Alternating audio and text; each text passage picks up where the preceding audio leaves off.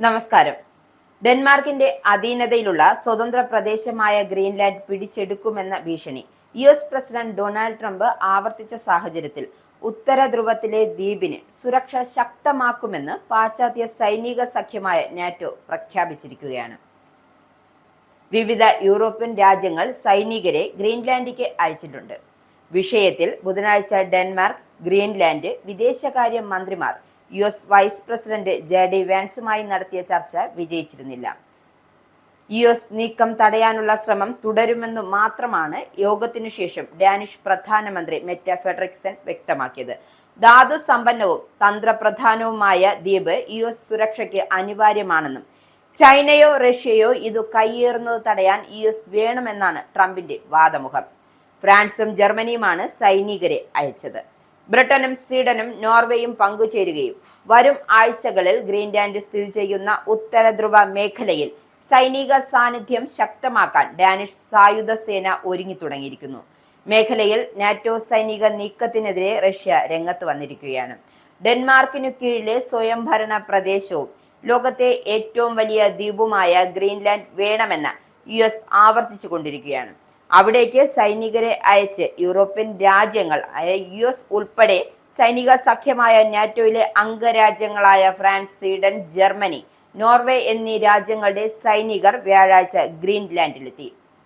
ദ്വീപിന്റെ കാര്യത്തിൽ യുഎസുമായും ഡെൻമാർക്കിന്റെയും ഗ്രീൻലാൻഡിന്റെയും പ്രതിനിധികൾ നടത്തിയ കൂടിക്കാഴ്ചയ്ക്ക് പിന്നാലെയായിരുന്നു ഈ നീക്കം. ചർച്ചയിൽ അടിസ്ഥാനപരമായ ഭിന്നതകൾക്ക് പരിഹാരമായില്ല. നിരീക്ഷണത്തിനായാണ് തങ്ങളുടെ സൈന്യത്തെ ഗ്രീൻലാൻഡ് തലസ്ഥാനമായ നൂഹിൽ വിന്യസിച്ചതെന്നും യൂറോപ്യൻ രാജ്യങ്ങൾ ബുധനാഴ്ച പ്രഖ്യാപിച്ചിരുന്നു. ഗ്രീൻലാൻഡ് ബലപ്രയോഗത്തിലൂടെ പിടിച്ചെടുക്കുമെന്ന പ്രസിഡന്റ് ഡൊണാൾഡ് ട്രംപിന്റെ ഭീഷണിയുടെ പശ്ചാത്തലത്തിലാണ് ഗ്രീൻലാൻഡിന്റെയും ഡെൻമാർക്കിലെയും വിദേശകാര്യമന്ത്രിമാർ വൈസ് പ്രസിഡന്റ് ജെ.ഡി. വാൻസുമായി കൂടിക്കാഴ്ച നടത്തിയതും. അതിൽ വിദേശകാര്യ സെക്രട്ടറി മാർക്കോ റൂബിയോ പങ്കെടുത്തിരുന്നു.